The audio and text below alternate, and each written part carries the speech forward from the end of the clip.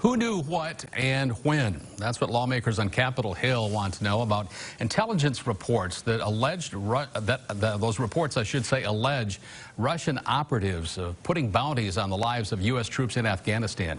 Andrew Dimbert has the very latest from Washington, D.C. Ignoring intel, Democrats in Congress demanding to know what President Trump knew and when he knew it regarding news reports that allege the Russian military offered to pay Taliban fighters to kill U.S. and coalition troops in Afghanistan. The allegation is true and the president did nothing about it. It's betrayal of the highest magnitude.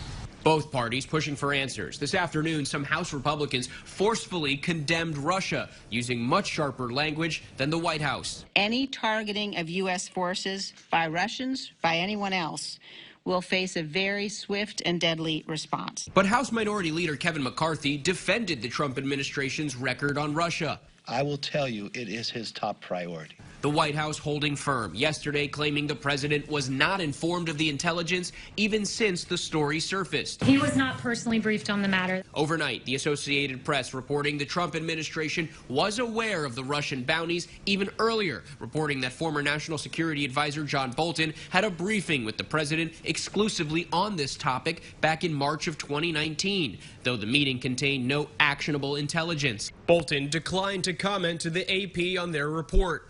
Meanwhile, the New York Times says the Russian bounty information was also included in the president's written daily briefing as recently as February of this year. The White House is calling into question the credibility of the intel. There was not a consensus among the intelligence community. Unverified intelligence gets put in front of presidents all the time. It's the nature of intelligence. The AP reports that officials are focused on an April 2019 attack on American convoy where 3 U.S. Marines were killed. In total, 23 U.S. troops were killed in Afghanistan last year.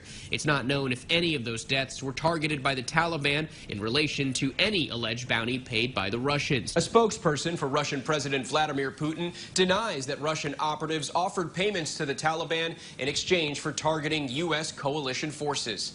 Andrew Dimbert, ABC News, Washington.